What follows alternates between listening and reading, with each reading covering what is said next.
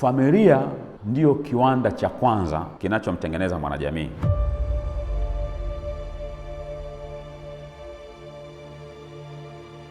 Kijana, hata kama hujatokana na baba bora, basi wewe dhamiria kuja kuwa baba bora.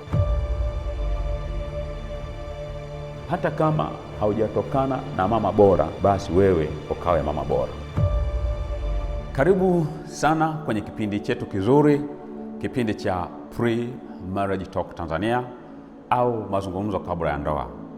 Kipindi hiki ni maalum au ni mahususi kwa ajili ya vijana na mabinti ambao kuoa au kuelewa ni jambo ambalo liko mbele yao.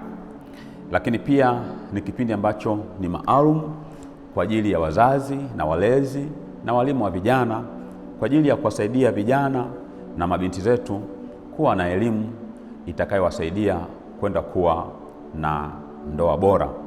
Kwa hiyo mafundisho haya yanapatikana kwa njia mbalimbali, hasa kupitia akaunti zangu za Facebook, YouTube, Instagram, ambapo utaendelea kuyapata mafundisho haya.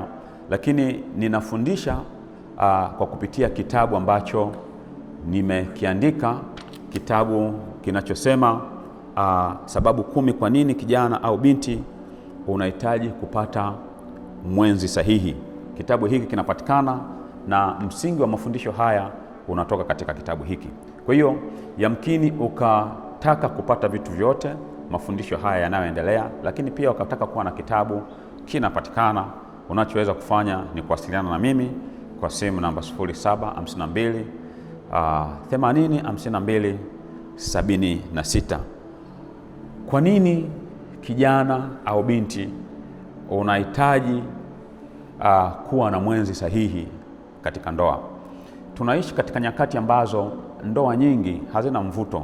Ndoa nyingi zimegubikwa na magomvi, ndoa nyingi zimegubikwa na talaka na maumivu mbalimbali. Kwa hiyo wakati mwingine vijana wanakuwa na hofu ya kusema kama ndoa yenyewe ndio hii, kwa nini kuendelea kuoa?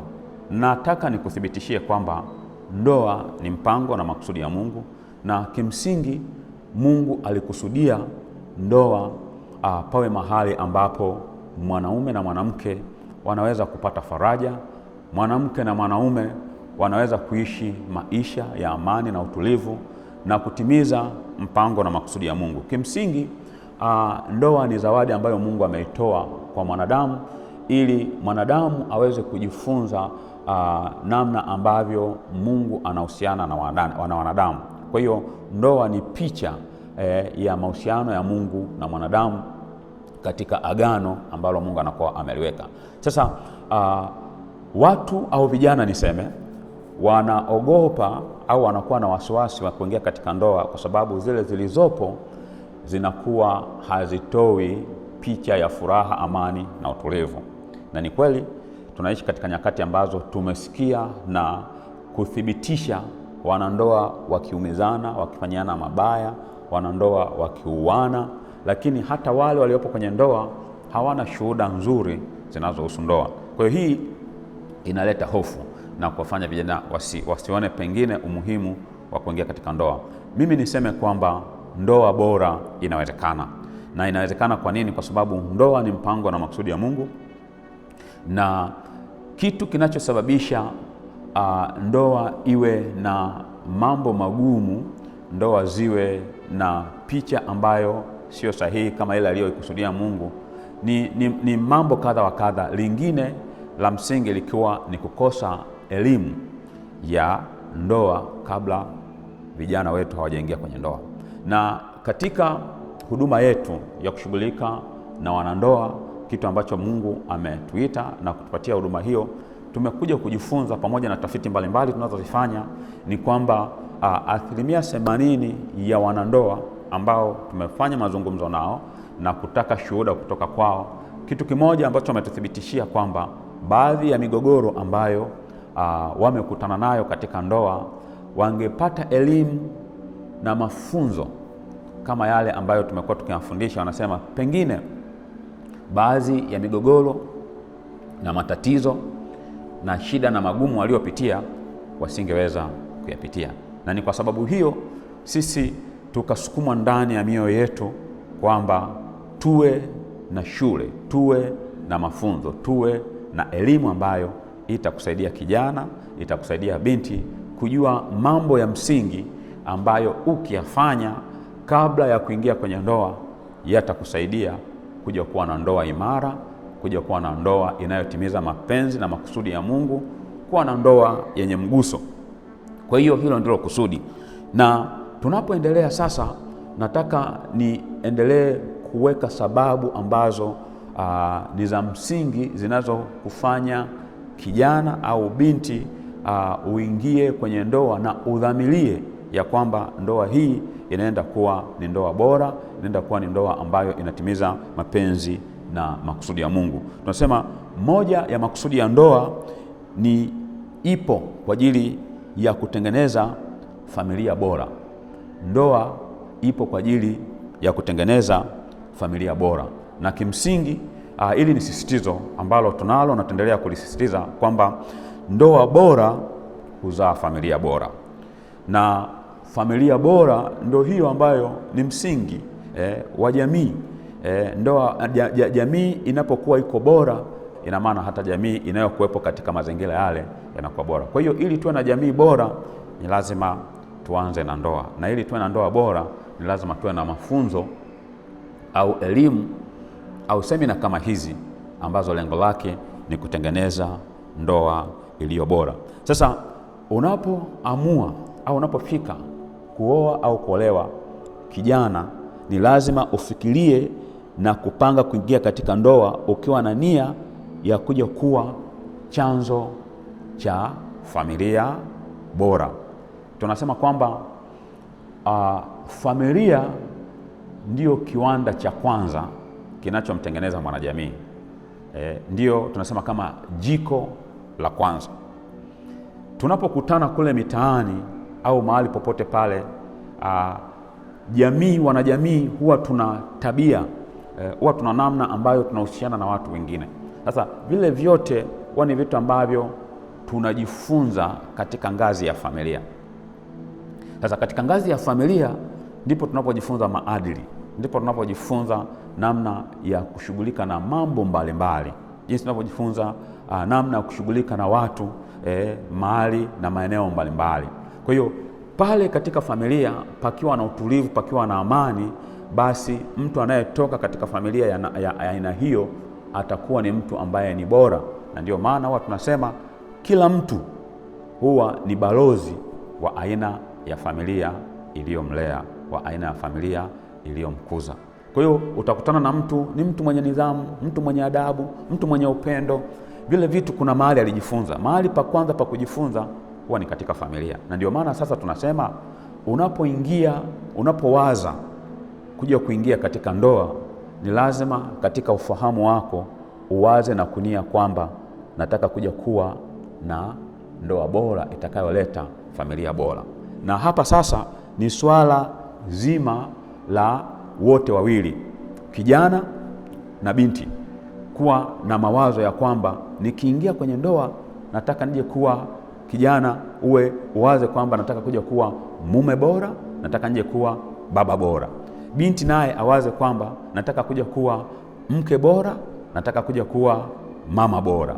Kwa hiyo ukiwa mama bora na ukawa mke bora, na upande wa pili kijana akania kwamba nataka kuja kuwa baba bora na kuja kuwa mume bora, ina maana kwamba sasa watoto watakaozaliwa pale watazaliwa na kulelewa na watu wenye nia ya kuwasaidia wale watoto waje kuwa watu bora. Na sasa wanapoingia katika jamii wakiwa wamelelewa katika maadili, watakuwa ni watoto wenye ladha. Lakini hiyo yote inaanza na mahali ambapo watu hawa kabla hawajaingia kwenye ndoa, ndani ya fahamu zao wana nia ya kuja kuwa wazazi na walezi bora. Sasa ni lazima tuanze mahali fulani ambapo yule mtu anakuwa ana nia. Kwa hiyo kwa nini unatakija kuwa na ndoa bora? Ni kwa sababu unabeba jukumu la kuja kuwa jiko, la kuja kuwa kiwanda cha kumtengeneza mwanajamii mwingine. Hili ni jukumu ambalo tunatakiwa kulichukua very serious. Kwa hiyo mlezi, mwalimu wa vijana ni muhimu kupandikiza hii nia na ufahamu huu kwamba ndoa sio tu kwa ajili ya faida ya wale wanaokuwa wanaishi katika ndoa, ni kwa faida ya wale watakaokuwa wametoka katika ndoa. Kwa hiyo ni muhimu sana kufahamu makusudi ya ndoa ya kutengeneza familia bora, na tunapoingia kule vijana tunajua kwamba hilo ni jukumu la msingi sana. Lakini sababu nyingine ambayo ni muhimu kuifahamu na kujipanga kwa ajili ya hiyo, tunasema kwamba ndoa bora ni kinga katika mapito magumu ya maisha. Wanadamu tunapoishi hapa duniani tunakutana na mambo mengi, mambo yanayoumiza, mambo yanayokatisha tamaa, mambo yanayotaka kututoa katika malengo na makusudi ambayo tunakuwa tumeyakusudia. Sasa ndoa inapokuwa bora itawafanya wale wanandoa waweze kuwa na mahali pa kujikinga. Mtu anapotoka nyumbani, mahali ambapo mume ni mtu ambaye anafariji, ni mtu ambaye anatia moyo, ni mtu ambaye anamtakia mema mwenzi wake. Mtu anapotoka nyumbani anaingia katika mapambano ya kila siku, mwanamke huyu anaingia katika mapambano ya kila siku, lakini pale nyumbani ni mahali pa faraja. Pale nyumbani ni mahali ambapo anatiwa moyo na kuonyesha kwamba anaweza kushinda. Anapotoka, hata anapokutana na mambo magumu katika maisha, nyumbani au ndoa yake inakuwa ni mahali pa faraja. Lakini tunasema kwamba mwanadamu tangu anazaliwa hadi anapokuja kuondoka katika duniani, maisha huwa hayako smooth au ni malaini. Atakutana na vitu vigumu, kuna magonjwa, kuna vitu vingi ambavyo tunavifahamu. Sasa ndoa inapokuwa bora itatusaidia kuwa na nguvu ya kupambana na mambo mazito tunayokuwa tunakutana nayo. Kuna nyakati mwenzi ataumwa, ataugua, atakutana na changamoto mbalimbali, atapoteza mali wakati mwingine, atapoteza vitu vingine.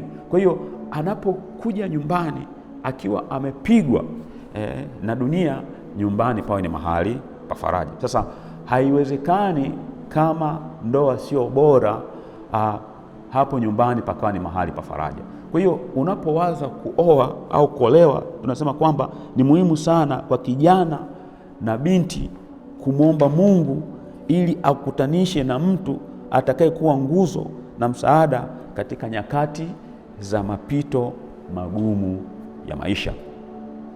Tumekutana na matukio ambayo wanandoa wanapokutana na mambo magumu, mmoja anakimbia, anamwacha mwenzake, anapambana, anateseka. Sasa makusudi ya Mungu ni kwamba tunakuwa wamoja. Linapotukuta jambo ni la kwetu sote. Mmoja anapougua, mmoja anapopata shida, lile ni jambo la wote kama wanandoa. Sasa hivi ni vitu ambavyo lazima tutadhamishane, na kwamba unapokuwa unawaza juu ya kupata mwenzi, ni lazima ufikirie mbele kwamba siku zote mambo hayatakuwa mteremko. Kwa hiyo unahitaji, hata unapokuwa unajipanga kwa ajili ya mtu, unatazama mtu ambaye atakuwa na sifa na uwezo wa kuhimili, wa kuvumilia, wa kukubeba mtakapokuwa mmekutana na mambo mbalimbali. Katika ndoa vipo vipindi ambavyo mtakutana navyo. Kuna vipindi vya kulea, kuna vipindi vya kutegemeza watoto, kutegemeza familia, kutegemeza ndugu. Yale mambo yote yanahitaji mshikamano. Kwa hiyo unapowaza kuhusu ndoa, ni lazima uwaze pia na dynamics hizo, kwamba zitahitaji ushirika wa mtu ambaye kweli yuko amedhamiria ya kwamba anaweza kuwa ni mtu wa karibu ambaye ataweza kunisaidia na kunivusha katika mambo haya. Lakini kwa nini kijana unatakiwa upate mwenzi sahihi na binti upate mwenzi sahihi? Ni kwa sababu ya majukumu ambayo wanandoa watakuwa nayo. Kijana utatakiwa kuja kuwa mume bora na baba bora. Na katika eneo hili mimi wanasema, ninasisitiza, ninafundisha kwamba kijana, hata kama hujatokana na baba bora, basi wewe dhamiria kuja kuwa baba bora. Na kwa maana hiyo sasa ni lazima ujifunze baba bora ni baba wa namna gani, anawajibikaje kwa ajili ya familia. Lakini pia mume bora ni mume wa namna gani na anawajibikaje katika familia. Kwa hiyo jambo la kwanza na la msingi kwa kijana ni lazima upate picha ya mbele ya aina ya mwanaume ambaye unataka kuja kuwa, aina ya mume ambaye unataka kuja kuwa. Ni lazima uwe na picha ya aina ya baba wa watoto unayopenda kuja kujitokeza. Kijana ni lazima awe na picha ya aina ya kiongozi wa familia anayetamani kuja kufanyika. Kijana wa kiume ambaye ndiye mume mtarajiwa na baba mtarajiwa ni lazima ajipime kuhusu uadilifu na unyofu wake kwa sasa, kama unaendana na aina ya mume na baba ambaye atakuja kujitokelezea huko mbele. Kwa hiyo baba bora, mume bora hatokei tu, ni maandalizi. Kwa hiyo unakuwa na maono, unakuwa na vision ya kuja kuwa baba bora, unakuwa na vision ya kuja kuwa mume bora. Na huyu mume bora na baba bora anaanza kutengenezwa kabla hajaingia kule, kwa sababu kuwa baba na kuwa mume ni majukumu ambayo yatakuja kujitokeza. Kwa hiyo tunasema kama kijana huna picha halisi ya aina ya mwanaume unayetamani kuja kuwa mbeleni, itakuwa vigumu kuwa kiongozi wa familia, na kwa sababu maono ni dira au reli inayoifanya treni kubaki katika njia. Kwa maana hiyo sasa, kama hivyo vitu havipo, majukumu hayo yatakuja kukushinda. Kwa hiyo ni muhimu ukaelewa toka mwanzo kwamba kuna majukumu na wajibu ambao unanikabili mimi huko mbeleni wa kuja kuwa mume bora na wa kuja kuwa baba bora. Na kwa maana hiyo tunasema kwamba unahitaji mwenzi sahihi ili jukumu la kuwa baba na mume lisije kuwa mzigo, bali liweze kuja kufanyika baraka. Kwa hiyo kwa nini unahitaji kupata mwenzi sahihi? Ni kwa sababu pia ya majukumu yanayoendana na hiyo nafasi yako kama mume na kama baba. Hiyo ni kwa upande wa kijana. Lakini kwa upande wa binti tunasema ni lazima utambue kwamba utatakiwa kuja kuwa mke bora na mama bora. Ni muhimu sana kwa binti kabla hajaolewa kufahamu kwamba mojawapo ya majukumu muhimu ya ndoa ni kuwa mke bora na mama bora wa watoto. Na ufahamu huu unatakiwa kutazama katika upana wake, katika hekima na uwiano, si kwa mkazo wa wajibu pekee, bali ni kuelewa maana halisi ya majukumu hayo. Kwa hiyo ni muhimu kujiandaa na kujipanga kifikra kufahamu hayo mambo na kuwa na utayari na tabia za uvumilivu na upendo na hekima, kwa sababu majukumu haya ya kuwa mama na ya kuwa mke yanahitaji ufahamu na uelewa, lakini pia kuweza kujipanga. Na kwa maana hiyo sasa unaweza kuingia ukiwa na ujasiri wa kuweza kukabili majukumu haya ambayo yanawezekana. Kwa hiyo unahitaji kufahamu jambo hilo, kwamba kuolewa sio tu ni swala la mimi kwenda kufurahia ndoa, lakini ni swala la kuingia katika majukumu ambayo yatakufanya uweze kuwa ni mtu mwenye mchango, na hasa katika kuhakikisha ya kwamba wewe na mwenzako mnakuwa ni kiwanda na jiko bora la kuweza kuwaleta wanajamii wengine. Kwa katika kipengele hiki pia huwa ninasema hata kama haujatokana na mama bora, basi wewe ukawe mama bora. Hata kama hukuwahi kuwa na picha ya mke bora mahali popote pale, basi ni lazima udhamirie kuja kuwa mke bora kwa yule mtu ambaye Mungu atakapokuwa amekusaidia na kuweza kukatana naye. Na kwa maana hiyo sasa, ili kuweza kubeba majukumu hayo, si sahihi sana kwa vijana kuweka mikazo na vigezo vya nje kwa ajili ya kuingia katika ndoa. Na katika uzoefu wetu wa kufundisha vijana na kukutana na vijana, tumegundua kwamba vijana wengi wanapotaka kuanza mahusiano yatakayopeleka kufikia hali ya kuwa mke na mme, mara nyingi sana huwa wanaweka vigezo vya nje na mwonekano wa nje. Vigezo vya nje na mwonekano wa nje ni vitu vizuri, lakini vigezo vya nje kama sura, umbile, pesa, taaluma, vipawa na karama na kadhalika, vitu hivi au sifa na mwonekano wa nje zinambeba mtu, lakini huwa zinakuwa zimeficha tabia za ndani ambazo huwezi kuziona kwa macho. Kwa hiyo katika mahusiano yatakayopeleka kukuingiza kwenye ndoa, usiweke mkazo sana katika mwonekano na vile vitu vya nje, kwa sababu vile huwa sio tabia, na tabia ndiyo itakayo kufanya uweze kudumu na kuwa na mchango chanya katika ndoa. Kwa hiyo tunasema usiowe au kuolewa kwa sababu ya sifa za nje, kwa sababu sifa za nje kama urefu, rangi, umbo, macho, pesa huwa hazibebi ndoa wakati wa msukosuko, wakati wa mapito. Sio mwonekano wa nje utakaofanya ndoa iweze kudumu. Na ndoa kimsingi huwa zina vipindi. Kuna vipindi vya misukosuko, kuna vipindi vya furaha, lakini kuna season ambayo huwa tunaita ni crying season. Kwa hiyo sasa katika hii season ambayo huwa ni ya misukosuko, ambayo itatokea tu kwa sababu mbalimbali ambazo tutaendelea kujifunza, unatakiwa uelewe kwamba unahitaji mtu ambaye anaweza akasaidia na kukuvusha katika kipengele hicho cha kipindi cha wakati wa kulia na machozi. Sasa vigezo vya nje huwa havikuvushi au havitakuvusha, huwa haviwavushi wanandoa. Ni vigezo vile vya ndani, kama tabia njema, uvumilivu, utu wema, na uadilifu. Hivyo ndio vitu ambavyo vitafanya muweze kuvuka salama katika kipindi ambacho kitakuwa ni kipindi cha crying season tunaita. Lakini jambo lingine ambalo ni la msingi na ambalo tunahitaji kulitambua ni kwamba uchaguzi wako wa mwenzi ni maamuzi ya aina ya baba au mama wa watoto wako.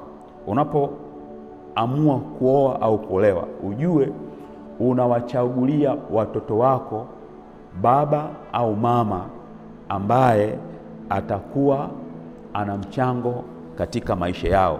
Kumbuka hapa, watoto hawachagui aina ya mama, watoto hawachagui aina ya baba, ila wewe utawachagulia aina ya baba, utawachagulia aina ya mama. Kwa hiyo sasa tunasema kwamba unapofikiria kuoa au kuolewa, ni muhimu ukajiuliza maswali haya yafuatayo. Je, mtu huyu atakuwa baba au mama wa aina gani kwa watoto wangu? Je, tabia za huyu mtu zitawajenga au kuharibu? Je, maadili yake yatawaongoza watoto wangu katika njia ya Mungu? Je, kuna kitu kwa ndani kinanipa wasiwasi kuhusu utu wake? Kwa hiyo tunasema ndoa ni safari ndefu, lakini udhazi na urisi ambao utatokana na wanandoa kwa watoto hawa ni kitu ambacho kinaweza kikatazamwa hata kabla ya kuingia katika ndoa hiyo. Kwa hiyo tunasema kwamba mkijana na binti, fikiria mapema, maana uamuzi wako ndio utaamua hatima ya watoto watakaopatikana katika ndoa itakayokuwa imepatikana. Kwa ni muhimu sana kuwaza kwa nini unahitaji mwenzi sahihi katika maisha. Ni kwa sababu mwenzi wako atakuja kuamua pia aina ya uzao utakao kuja kuwa umepatikana. Lakini jambo lingine ambalo kwa leo nitakuwa ninahitimisha nalo ni kwamba ni lazima utambue, kijana au binti, kwamba wewe ni mwanadamu na una mapungufu. Kwa hiyo ni lazima kwanza ujifahamu wewe. Unajua, katika mahusiano mara nyingi na katika ndoa watu wengi huwa wanajitahidi sana kufahamu madhaifu ya mtu mwingine, lakini katika mahusiano ambayo yanatupelekea kuingia katika ndoa, tunasema kwamba jambo la msingi na la maana sana, kabla hujameja sana katika udhaifu na mapungufu ya mwenzako, ni muhimu sana kuangalia mapungufu yako. Na unapojua mapungufu yako, inakusaidia sana hata mnapoingia katika migogoro au kutokuelewana. Inafika mahali ambapo unakuwa unajua kabisa kwa shida hii chanzo sio mwenzangu, chanzo ni mimi, kwa sababu ya udhaifu na mapungufu ambayo ninajijua. Kwa hiyo ni muhimu sana mtu ambaye amedhamiria kuja kuwa na ndoa bora, na hata kabla hujaingia katika hiyo ndoa unawaza, unafikiria, ni muhimu sana ukafika mahali pa kujitathmini na kujifahamu wewe mwenyewe kwanza yaliyo mapungufu yako. Ukishajua mapungufu yako, sio mtu mwingine akijua mapungufu yako, wewe ukijua mapungufu yako, itakuwa ni dhana ambayo itaenda kukusaidia sana mnapokuwa mmeingia katika mahusiano ya ndoa. Nikutie moyo na kukuhakikishia kwamba ndoa bora inawezekana kabisa. Usitazame waliokwisha kushindwa, usitazame yale yanayoendelea kule ukasema kwamba kama hawa wameshindwa mimi sitaweza. Ndoa bora inawezekana, ndoa yenye furaha na amani inawezekana, ndoa isiyokuwa na migogoro inawezekana, na ndoa hizo zipo. Kinachotakiwa ni kabla ya kuingia kule kujifunza vyanzo vya migogoro, kujifunza aina ya ndoa bora na jinsi ambavyo Mungu alikuwa amezikusudia, na kudhamiria kwamba mimi nimeamua ya kwamba nitaenda kuja kuwa na ndoa bora, ndoa ambayo inamtukuza Mungu, ndoa ambayo ina makusudi yale ambayo Mungu alikuwa ameyakusudia. Na hii inawezekana katika jina la Bwana na Mwokozi wetu Yesu Kristo. Na ninakualika, endelea kufuatilia mafundisho haya, kwa sababu yatakusaidia kufika mahali ambapo utakuwa na maamuzi sahihi, ukiwa unajua kabisa ya kwamba mtu huyo nimempenda, lakini akili zangu pia zina ufahamu wa kutosha wa kutathmini ya kwamba sasa niko tayari. Mungu akubariki sana. Tukutane tena katika kipindi kingine ambacho tutaendelea kujifunza ni namna gani ambayo unaweza ukamjua mtu ambaye atakuwa sahihi kwa ajili ya kuingia naye katika mahusiano ambayo yatawapelekea kuwa na ndoa bora. Mungu akubariki. Tukutane kipindi kingine. Asante kwa kunifuatilia. Washirikishe na vijana wengine, washirikishe na wazazi wengine na walezi na walimu wa vijana, kwamba kuna vitu vya msingi ambavyo vitaenda kulijenga taifa letu kwa njia ya kuwapatia vijana mafundisho yaliyo sahihi ya kuwasaidia waingie katika ndoa katika misingi ambayo itawaponya na migogoro, itawaponya pia na taraka ambazo sio za lazima. Asante. Mungu akubariki.